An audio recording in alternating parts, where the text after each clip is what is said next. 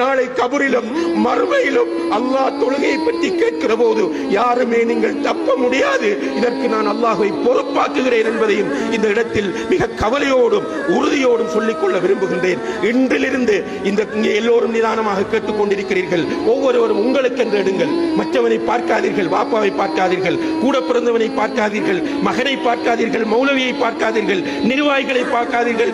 நீங்கள் கேளுங்கள், உங்களுடைய காதுகளால் கேளுங்கள். இன்று பலஸ்தீனத்திலே 20 நாட்களுக்குள் 7000 முஸ்லிம்கள் படுகொலை செய்யப்பட்டுக் கொண்டிருக்கிறார்கள். வீடுகள் தரைமட்டமாக்கப்பட்டிருக்கின்றன. நம்முடைய சகோதர சகோதரிகள், தாய்மார்கள், குழந்தைகள் இடிபாடுகளுக்கு இடையில் இன்னும் எத்தனை பேர் இருக்கிறார்கள் என்பது தெரியாது. ஒழுங்காக குடிப்பதற்கு நீர் இல்லாமல் இருக்கிறார்கள்.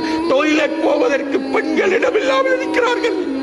இந்த நிலையில் கண்ணியத்திற்குரிய சகோதரிகளே, நாம் குறைந்தபட்சம் நம்முடைய ரப்புக்கு நன்றி செலுத்துவதற்காக, நம்மை நாம் திருத்திக் கொள்வதற்காக நாம் 5 நேர தொழுகையை கூட தொழ முடியாத ஒரு கேவலமான நிலையில் இருப்போமாக இருந்தால் நம்மை என்னவென்று சொல்வது என்பதை நீங்கள் ஒவ்வொருவரும் முடிவெடுத்துக் கொள்ள வேண்டும் என்கிற பொறுப்பை உங்களிடத்திலே நான்